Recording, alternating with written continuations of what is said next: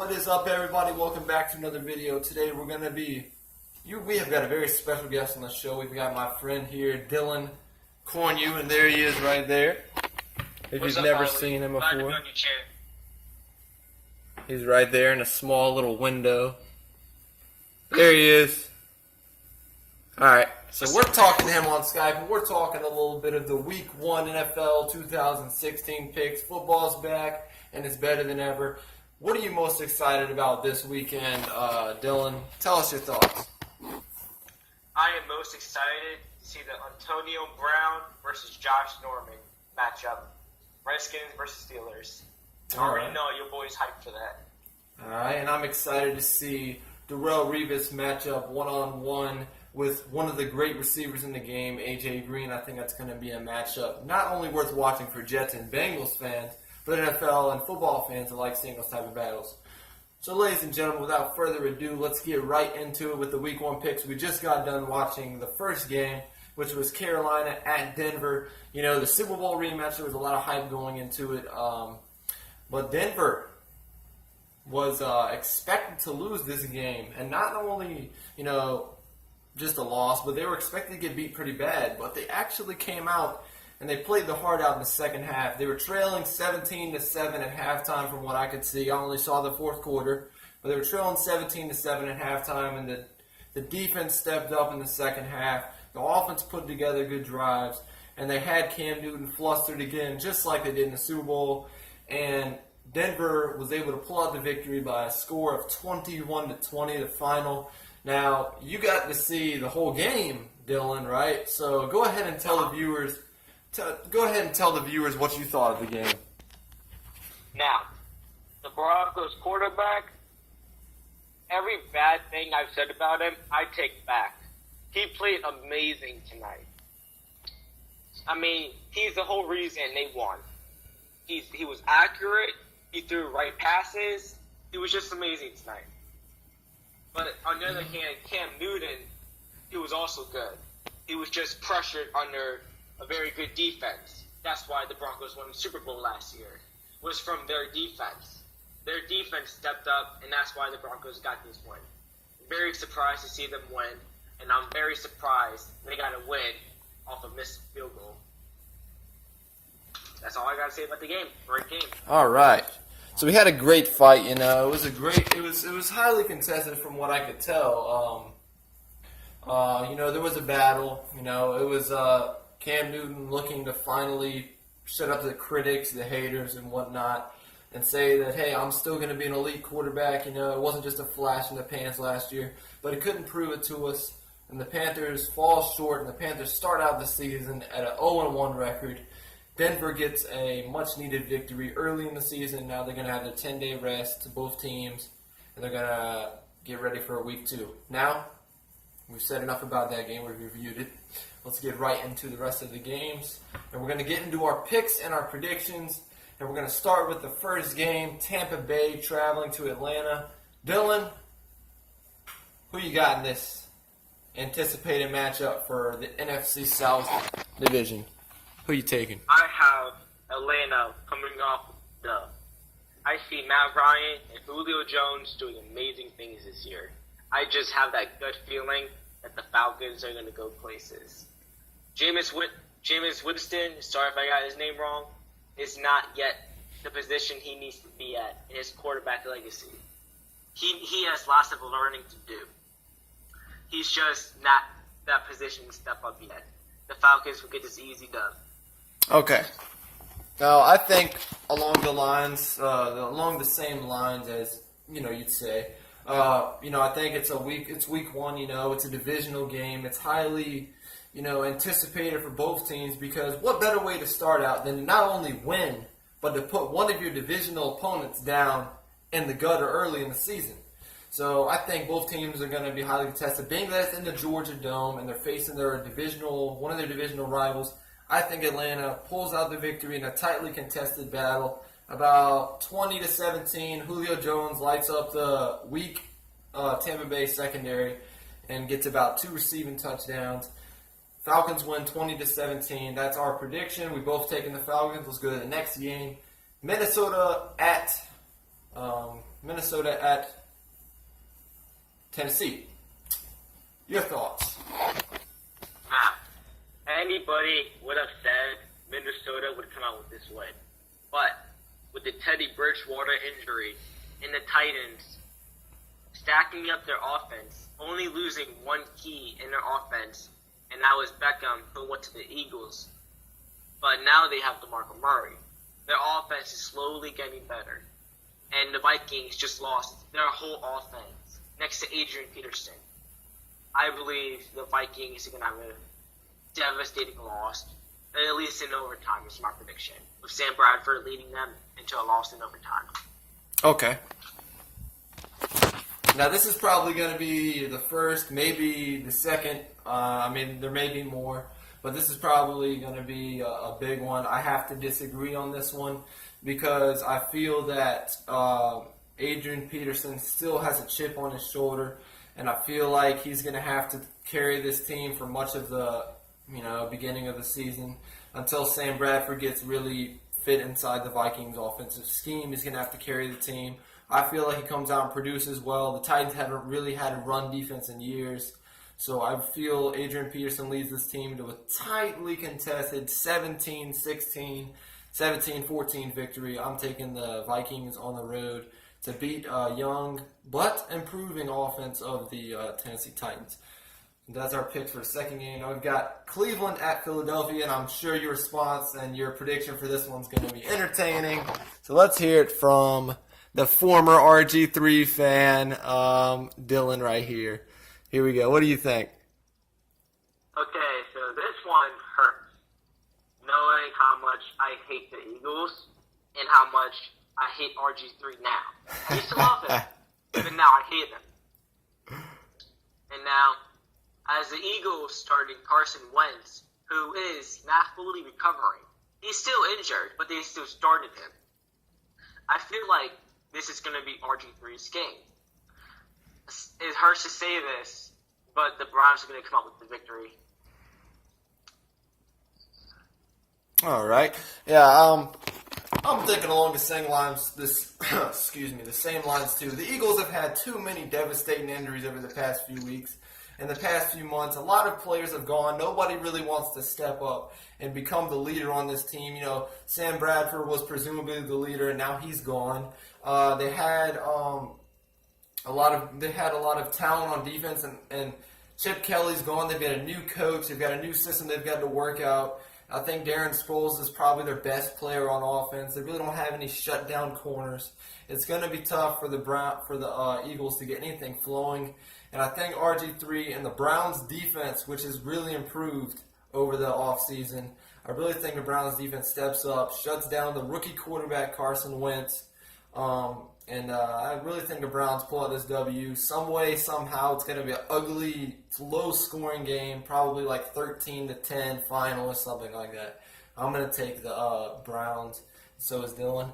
And that leads us to the next game, and I'm going to start this one. Cincinnati at New York, live from the Meadowlands, Bengals, Jets, and probably two AFC playoff wild card contenders here squaring off, both looking to make a statement early in the year. I think it's going to be another close game this week. There's going to be a lot of close games. Believe me, this is going to be a battle, a slugfest in the Meadowlands. But I do believe, the matchups to watch will be Revis, AJ Green. If Revis can contain AJ Green, it really forces the Bengals to, use options around the team, and I really think it's going to hurt them moving forward because they're going to be, Tyler Eifert's going their starting tight end. He's not going to be playing. Giovanni Bernard and Jeremy Hill are both going to have to carry this offense, I believe. I think they still got Mohamed Sanu, but it's going to be tough for them. The Bengals defense is really going to have to step up. Their pass rush is one of the best in the NFL, and that's what carries this team. Andy Dalton's going to have to manage the game, but I think the crowd's going to be all into it, being that it's 9/11. It's a huge time for New York and the people of New York, and they're really going to have the place booming. I think the Jets defense comes up to show. I think Fitzpatrick manages the game well. Forte is in his debut. There's too many good things in the Jets' favor this weekend in this game. So that's why I'm taking them. The Jets win it 24-17. They win it by a touchdown, and they win the game in the second half. Thanks to much of the first half, it's going to be a tightly contested one. But the Jets win the second half, and they win the ball game. Your thoughts, Dylan? Hold on a second. All right, your thoughts. Okay, so the whole part about running back for the Bengals. I'm not good with names. The Jets' defense is amazing with stopping the run. They're going to have no problem with their running back. The only concern I have for the Jets is AJ burning Revis. Mm-hmm.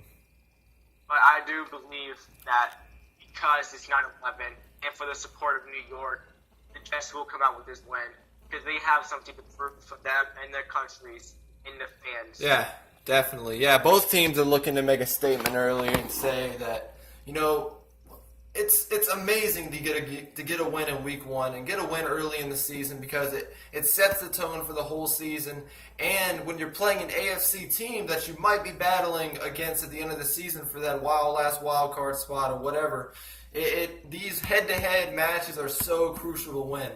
So I think the Jets pull this off, being that they just have more options around the team. They are a more talented football team. The Bengals have injuries, and they've lost, I think, Vontaze Burfict and Tyler Eifert, a defensive star and an offensive star.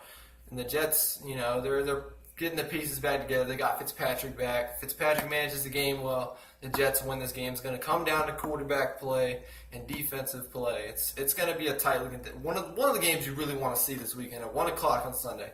All right, next game we've got Oakland traveling to the Superdome to play Drew Brees and the Saints, who are looking to finally come back. Dylan, your thoughts on this game? This is the Raiders' year. I say that in many reasons. Derek Carr and Amari Cooper are slowly progressing to be something good.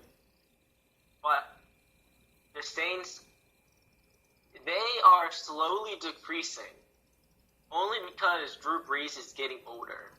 I feel like Drew Brees is slowly starting to play like Peyton Manning. Nothing bad with Peyton Manning. He won a Super Bowl last year, but it wasn't because of Peyton Manning. They won the Super Bowl because Brock Osweiler got them those wins.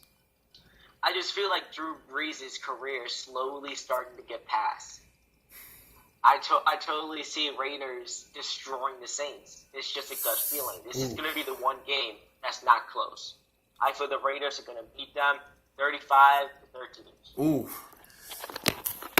I'm going to have to disagree with not the result. I do think the Raiders pull this victory out, but I don't think it'll be a blowout. I think being that it's in the Superdome and the Raiders are traveling from Oakland all the way to the west to the eastern side of the country, going down south, I think it's going to slow down a lot of their tempo. And, Brees is a dome guy. The Saints are a dome team. I think they play hard enough to get the victory, but they don't win the game. I'm going to take the Raiders, and it's going to be another slugfest, a defensive battle. We're really going to get a good taste of how good the Saints defense can be because you don't get many good tests like you're getting when you're playing against receivers like Amari Cooper, Michael Crabtree. Derek Carr is looking to prove something yet again in his second or third year, I believe. We're going to see what this offense can really do and what this defense of the Saints can really do. But I do expect the Raiders. Me and Dylan are both taking the Raiders here. I'm taking the Raiders in a close one. Dylan's taking them in a beatdown. All right, the next game is another divisional battle. We got the San Diego Chargers traveling to Arrowhead to play the Kansas City Chiefs. And this is going to be a fight from start to end. These two teams absolutely hate each other. They've been taking each other's playoff spots back and forth over the past few years. Who are you taking, Rivers or Alex Smith? Who are you taking? Who you trust? Plain and simple, Alex Smith. They won how many games straight in a row last year? Kansas City Chiefs are probably one of the best teams in the NFL right now. They are low-key one of the best teams, and I feel like the Chargers are one of the worst. Okay. I mean, they had a freaking 69 overall in Madden. I don't think it can get worse than that. no disrespect to Phillip Rivers, but he's terrible under pressure, and Khalil Mack and all that. Yeah. Alex Smith and the Kansas City Chiefs are just going to demolish the Chargers. Yeah. Not in a blowout, but you know what I mean. Oh, I think quite the contrary. I do believe the Chiefs will win, but I don't think it's going to be close. I think this is going to be a very ugly game because, you've got the Chiefs defense who's just re-signed Dontari Poe, one of their best defensive pass rushers. I think that's going to motivate this team. Being that it's at Arrowhead makes it 10 times worse. Being that it's a home game makes it 10 times worse. It's a divisional game, it's 10 times worse. And it's a rival team in the division, makes it 10 times worse. Alex Smith, this offense is going to light up the weak Chargers defense. I'm looking for a final score of about 41-10, 41-13. Damn. It's not going to be pretty. Take the Chiefs in a blowout, man. The Chiefs are going to – I'm still sticking with my prediction that the Chiefs are going to win the AFC West this year. I'm locking that in. I think they'd make a big statement here with a dominant defensive victory. They will choke in the playoffs, but they'll win the division. The Chiefs will win this game, and it's not going to be close. They're going to make a big statement in this game. All right, next game. I hope you don't have any Chargers fan on here. Oh, Lord. Chargers fans are going to hate on me on Instagram, hate on me on YouTube for this, but I'm sorry. Your defense does not match up anywhere near the talents of the well-coached Kansas City, especially at home. Maybe at San Diego this would be a tight game. They'd still probably lose, but this is going to be a very hard place to play in. They call it the Sea of Red, the Chiefs fans, because every time you go down to Arrowhead Stadium, you look at the playing view, all you see is the color red, and so yeah, I'm gonna take the Chiefs. Let's just go to the next game. We've got the Bills at Ravens. I hate the Bills, so I'm not gonna start this video. I hate them with all my heart and soul. We're gonna send it to my man Dylan. He's a part Ravens fan, so we'll see what he has to say about this game, as it's going to be very crucial for two AFC clubs that might also be fighting for wild card spots, similar to the Jets and Bengals. What's your take on this game, Dylan? Well, knowing the fact that I grew up with the Ravens, I just don't like them. But I close-handed know how the Ravens are. Last year was a terrible season. But Injuries. They're getting all the main players back. Yeah. Yes. Joe Flacco, Forsett, pretty sure Steve Smith is back. Yep. Well, yeah. So I believe the Ravens are going to be good, especially with all the draft picks we had. So you think Rex Ryan blows this one? Rex Ryan is going to choke. All right, so you're taking the Ravens? What's that? I actually think that Tyrod Taylor is going to get injured this game. Ooh. Careful, there is a lot of Bills fans watching these videos, man. It's crazy. I will send a verbal middle finger to every Bills fan. All right, man. So you're taking the Bills. What do you think? You're taking the Ravens. What do you think the final score will be? It'll be 28-22. 28-22. Sounds fair. Now, my take on this game, I'm not going to pull out a whole, I hate the Bills, they're going to get whooped. I'm not going to pull out all this nonsense. I make these videos as non-biased as I possibly can be. This game is going to be a fight between both teams. I do think there is defensive potential on the Ravens side, and there is a lot of, like Dylan touched on, there's a lot of pieces coming back that have been missing. They want this win so bad early in the season. They want to take control of the division. This is the most recent Super Bowl champ team in the AFC North. They want to show that they can still fight. Flacco's got a chip on his shoulder. He missed the season last year due to a serious injury early in the year. I think it was an arm injury. But this has got to be the Ravens game. But let me tell you something. I'm not going to hate on the Bills in this game. The Bills have got a very good chance of winning this. Their defense is stacked with talent. Now, that being said, they have lost a few key players on defense over the past few weeks due to injuries, which is going to really hurt the Bills in this game. I think Flacco manages the game very well. I'm going to take Flacco over Tyrod Taylor. A tightly contested battle, 21-19, 21-18 final. I think Justin Tucker plays better than Dan Carpenter in this game. It is a battle of kickers. Yeah, I'm taking the battle of kickers right here, man. Justin Tucker, pick him. The Ravens win it on a last-second field goal and send the Bills crashing to 0-1, although it could go either way. It just depends how the quarterbacks play. And now we've got the Bears, Chicago traveling to Houston. Chicago traveling to Houston to play the Texans. This is going to be a blowout. What do you think? Blowout. You taking the Texans in a blowout? The Bears only had one key player, and he went to your Jets. They have no players except Fuller. Alshon Jeffrey. He's not as good. He's low key okay. He's not as good as. Well, the Bears. Jay Cutler is Jeremy Langford. You've got Alshon Jeffrey, and that's about it. You don't have many options there in Chicago.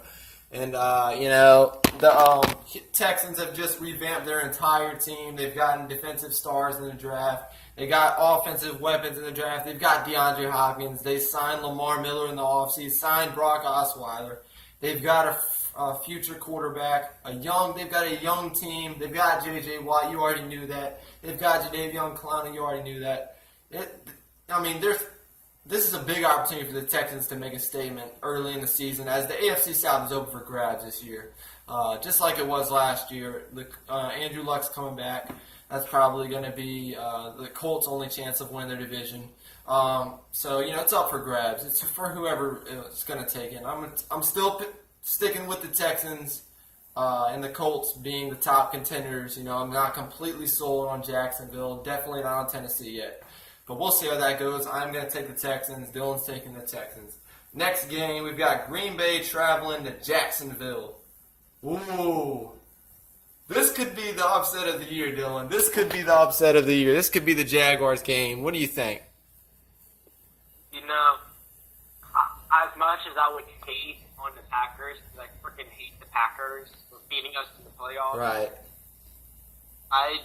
The Packers shouldn't lose this game. And if they do, they are the joke of the NFL. I don't know, man. Are you taking Green Bay? I'm taking Green Bay. What do you think the score will be? So much hype up. They have to win this game. Okay. What do you think the score will be? It's going to be a close one, actually. They've got the return of Jordy Nelson, Randall Cobb. They're getting all the pieces back together. Lacey's coming back at the running back position. The defense is rebuilding somewhat. They've got Sam Shields as one of the top corners. They've got Clay Matthews on the linebacking core. I wouldn't be surprised if Jacksonville came away with this game. They've got the talent. They've got Allen Robinson and Allen Hurns and Blake Bortles, one of the second best duo receiving core in the NFL last year. Second to Marshall and Decker, and then you had Fitzgerald and Floyd at third. But these were the second best receiving duo last year for a reason. Blake Bortles is one of the youngest talented quarterbacks in the NFL, and he's got a future. But I'm not completely sold on them. And Aaron Rodgers is a mastermind when it comes to playing football games. He's one of the best signal callers, if not the best, right now in the NFL. Now that Peyton Manning's retired, I'm taking Rodgers over Bortles any day, any place. I wouldn't be surprised though if Jacksonville pulls off this upset. I'm still going to take Green Bay 24-19 in this game. All right, now next we're getting into the later games. I think, the first 4 o'clock game, we've got the Dolphins. We've got the Dolphins going to Seattle. Your thoughts on this game? Russell Wilson and Jimmy Graham are going to explode this game. The Dolphins are going to get blown out. Dude, you talking about the offense. What about the defense against Ryan Tannehill? Oh, my goodness. Chancellor, Sherman, come on. Yeah. Dolphins are going to get destroyed. Yeah, this is a murderville. This is a murder waiting to happen. This is one of the best ways the Seahawks can open the season. They're home. They don't got Marshawn Lynch anymore, but they've got Thomas Rawls. They've got Doug Baldwin, who's a proven receiver. They've got Jermaine Kearse. They've got one of the best secondaries in the NFL, if not the best, in Cam Chancellor, Earl Thomas, and Richard Sherman. And, they've got people that can shut down whatever Miami has to throw at them. Miami's probably got, they've got Jarvis Landry at wide receiver. They've got Devontae Parker. That's about it, though, man. Ryan Tannehill chokes in scary games like this, especially not to mention the fact they're going from Miami to Seattle. That is the opposite ends of the country. That is from down here all the way up there. It's a long place to travel. There's no way I'm picking Miami in this game. No way anybody can smartly enough pick them unless it could be the upset of the year. This is not going to be pretty. I'll take the Dolphins. I'll take the Seahawks 35-10 final. 35-10. 35-10. All right. Next game. Ooh. The battle of the NFC East that we always see every year in kickoff day. We've got the New York Giants going to Dallas to take on the rookie quarterback, Dak Prescott, the rookie running back, Ezekiel Elliott, Dez Bryant, and the Cowboys. Your thoughts? Okay. As an NFC East fan, try not to be biased. Yeah. Go ahead. Okay, I'm going to shut up everybody first. Dak Prescott isn't as good as everybody thinks he is. Oh, be careful. Oh, my gosh. Listen to my thoughts. Yeah, go ahead. Dak Prescott has been playing against second and third string defenses. Right. People who are barely even been on the field for longer than 15 minutes. Right. Wait until he goes against the pros. Actual people who play. And people think the rookies play good in the preseason and they're going to do amazing things. Mm-hmm. But they're going to end up sucking because if you're going against a team like the Ravens defense, the Steelers defense, the Bengals defense, they're going to shut you down. Dak Prescott is a rookie. He needs to learn from his mistakes. Not that many rookies can come into an NFL season and just explode like that, except RG3, and he still sucks. All right, so you're taking the Giants. What do you think the score will be? I am taking the Giants because the offense is going to be explosive, but it will be a close game, and I do think it's going to come down to the wire by a field goal. So it has to be 23-20. 23-20. Now, I'm going to go to the point you alluded to about the defenses Dak Prescott's going to have to face, and this is a tough test in week one. The Giants are no defense to be sneezed at anymore. They spent about $200,000 last year in the offseason on the defense alone. And that's just in contract salary. That doesn't count guaranteed money. They probably spent close to $1 million total. And for good reason. They got a lot of talent across the board. They've got Damon Harrison, who was a nose tackle for the New York Jets. They've got him in a pickup. They got Eli Apple in the draft, one of the top corners. And they've got DRC, Dominique Rodgers-Kamara. They've got Prince Amukamara. The Giants are ready to roll on this defensive side of the ball. And it's going to be a tough test for Dak Prescott. So we're going to find out what he's really made of this Sunday at 4:30 p.m. And, give me the Giants. Because not only to mention that defensive aspect, but the offensive aspect. Give me a two-time Super Bowl champion Eli Manning quarterback over Dak Prescott, a rookie quarterback who doesn't really know much about the NFL. Give me Eli over him any day, So I'm taking the Giants. I don't think it'll be as close. I think it could be close, but I don't think this one will be. I think I'll take Dallas losing 24-13. The Giants win this game. And I hate the Giants, so there was no bias there. No bias there. I'm taking the Giants to win this game. All right, next we've got the Lions going to Indianapolis at 4:30. This is probably going to be a very boring game, low scoring. I'm going to take Indianapolis to win this one. I think Andrew Luck wins in his return game. This is a weak Lions team. They really don't have much on offense. They've still got Golden Tate. That's about it, man. I mean, they lost their running back. They lost their star receiver in Calvin Johnson, who just retired. Matt Stafford's not going to have a lot of options to throw to. And the Colts defense is nothing to be sneezed at. I'm not sure if Vontae Davis is playing this game. He's a shutdown corner. But I know Antonio Cromartie will be playing and probably leading most of the secondary. Give me the Colts defense, and the Colts will win this one 17-7. Low scoring game. Nothing flashy. What do you think? I was pretty much going to say everything you just said, to be honest. So let's just go on to the next game, because you said it as perfect. All right. So you're taking the Colts. All right. Colts at home over the Lions. Sunday night football, and you don't want me to start this because I could turn it easily into a 10-minute rant. Jimmy Garoppolo is looking to lead the New England Patriots to a victory at Arizona. The man who's replacing the suspended Tom Brady. Dylan, you can go ahead and start this game because I don't want to lead it anywhere early. Go ahead. Okay, so let me just say this first. Without Tom Brady, the Patriots aren't going to be good. Think about this. In 2013, Tony Romo's Cowboys were incredible. They never lost a road game until they went to the playoffs. They were almost unstoppable. And then next year, they lost Tony Romo because of injury. And then they just had a terrible losing streak because they didn't have that connection. Went from 12-4 to 4-12. They went 4-12. Yeah. Now, if you think of the Patriots, Tom Brady has been their main key to success. Not Rob Gronkowski, not Edelman, not Amendola. It's Tom Brady. Okay. And he's out 4 games. Right. And not even that. They're going against the Arizona Cardinals. One of the teams who was so close to making a Super Bowl last year. Too close. This could have been a reverse Super Bowl, if you think about it. Mm-hmm. Last year, this would have been a reverse Super Bowl. Right. So there's lots of things to study in this game.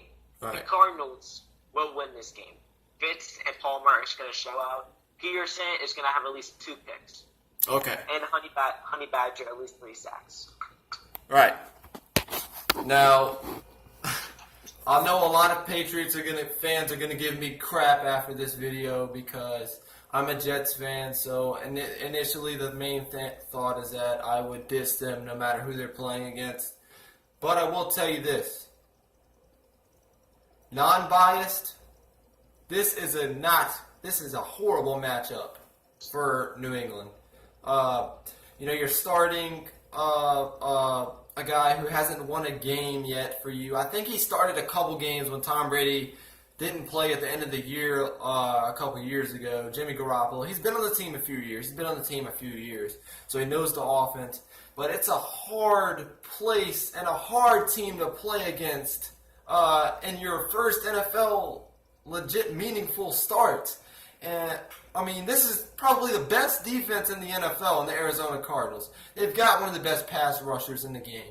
They've got one of the best linebacking cores. And they've got probably one of the top 5 secondaries in the NFL. Patrick Peterson, Tyrann Mathieu. It's a horrible matchup for Jimmy Garoppolo. Luckily he's got Gronkowski to bail him out of a lot of plays. He's got Julian Edelman maybe on a couple quick routes. He should be locked down pretty much the whole game by Patrick Peterson. And the defense is going to be having way too much trouble. They're trying to stop not only Carson Palmer and David Johnson, one of the top running backs in fantasy last year, but they're going to have to shut down one of the top 3 receiving duos in the NFL, and Larry Fitzgerald and Malcolm Floyd. There's too many positives for this New England club to just walk into Arizona in week 1 when they're looking to make a statement at home and just say, oh, we're going to win this game. It's way too there's too many negatives in this game for New England. New England loses, and if the world was perfect, it'd be a blowout, and they'd lose 34-3 or 34-10. But I'm gonna say New England pulls within 10 points and loses 30-20. By some way, somehow, Gronkowski comes out to play. He's a tight end. Nobody double teams a tight end. So Gronkowski's going to make plays throughout the game. But Garoppolo is going to be under pressure the entire game. The Patriots' offensive line is still not 100%. It's too difficult. It's too difficult a game for them. So I think the Patriots not only lose, but they lose big time. And they lose in Sunday Night Football. And as the predictions have it, the Jets are the only winning team in the AFC East this weekend. I'm going to get a lot of crap for that, but that's just the way I see it. I mean, all teams in the AFC East could lose this weekend. The Jets could lose to the Bengals. The Dolphins will lose to Seattle. New England will lose to Arizona, and Buffalo could choke and lose to Baltimore Ravens, or they just flat out lose to them. There could be a bunch of winless teams in the AFC after this weekend. So don't take it as bias. This is just one of the, expert opinions, and I'm sure many football fans across the world think the same way I do, So we'll see. The next game, we have 2 games left. We've got to wrap them up real quick. We're at 35 minutes and counting. Good God, nobody's going to watch this. Pittsburgh. We've got Pittsburgh traveling to Washington Monday night. Dylan, I'm going to start this one off because I know you're a Redskins fan. So I'm going to go ahead with my analysis of the game. A lot of people are saying Pittsburgh is going to win easily. They're not even looking at the matchups in the game. You've got to look at the entire game and the simplicities of it. You've got Ben Roethlisberger and Antonio Brown, and a lot of people think that's the only keys the Steelers need to victory. Hold on a minute. When did we skip over everything in the football playbook and everything on the stat sheet? And when did we just assume, just because 2 players are fantasy stars, that they're going to perform the exact same way, no matter who they're playing, no matter if it's just them 2? No. To run an offense, you need depth. You need players at different positions who are going to make plays throughout the game because it throws the defense off and it gives everybody opportunities. The Steelers are one of the few teams in the NFL without depth. The depth that they had has been either suspended or injured because they did weed or they got hurt on a silly injury in the offseason. Stupid stuff, man. Mike Tomlin is not he's lost a lot of his touch as a coach, and I've said that, and I will continue to say that. And there's too many mismatches across the board. The Steelers have lost a lot of their defensive players over the years, and they haven't really tried to replace them. They could make moves if they wanted to. The Steelers are one of the few quiet teams in the offseason, year in and year out. Ever since they've gotten Mike Tomlin as their head coach, they think they're set as long as they've got Ben and Brown. Well, this is time for a rude awakening for all the Steeler Nation. I know you're going to hate me in the comments. You're going to dislike the video. You do it every time. It's not going to make me change my opinion. I'm taking the Redskins, and here's why. The depth is a problem. The Steelers are going on the road. They are a very well-traveled team by their fan base, but not by their talent and not by their style of play. The Steelers are going to have trouble all over the defensive side of the ball. They're going to have Matt Jones running full force at them. I think they have Daryl Morris or Daryl Young or something like that at running back. Daryl Young, the backup running back, he's a good player for the Redskins. You've got Deshaun Jackson, you've got Jordan Reed, you've got Pierre Garçon, you've got some of the fastest receivers in the NFL, and Jordan Reed is one of the better tight ends, and he showed that last year when he was given so many opportunities by Kirk Cousins. Captain Kirk's got something to prove. The Redskins' defense is way better, not to mention the addition of Josh Norman. Their secondary is better. They can cover Antonio Brown and force Ben Roethlisberger to make rash decisions with their improved pass rush with Ryan Kerrigan and the boys running full force at the Steelers. I'm going to give the Redskins the edge, 21-17 final. I think that Ben Roethlisberger does make it a close game because he's such a smart quarterback. He's a tough quarterback, but the Steelers will fall to 0-1 after this game. It's a hard way to start the season, and it's a hard place to play in FedEx Field. What do you think, Dylan? Okay. By the way, love your opinion. 2, the Redskins have so much to prove. We were the joke of the NFL. Besides the Browns, we were the joke. We had probably one of the worst secondaries in the league, and now we have one of the best. We had one of the worst receiving corps in the NFL, now we have one of the best. And in Mr. Kirk Cousins, he has a year to prove. If he at least has a winning record this year, he could get signed a long-term deal. Kirk Cousins needs to explode this year, and I just see Kirk Cousins doing so good. My Redskins has grown so much. We have something that probably our whole franchise hasn't had in like 20 years with the whole Mark Rippon thing. Kirk Cousins is not Sam Bradford. He's not RG3. I see Kirk Cousins as the next Aaron Rodgers. I see the Redskins beating the Pittsburgh Steelers 24-17. There we go. All right, so now let's go ahead and get to the last game because holy cow, we're at 40 minutes and counting. People are going to turn this thing off. As soon as they hear their team call, they're going to cut this video off because it's way too daggone long. It's going to take me all night to upload it to YouTube. Last game, Los Angeles Rams, San Francisco 49ers, another heated divisional matchup. I think this is the second one in the NFC for the weekend.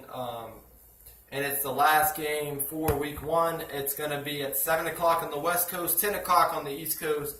I think LA pulls out way too much for Chip Kelly and the young and unproven 49ers team who's not going to go with Colin Kaepernick. They're going to go with Blaine Gabbert as their starting quarterback.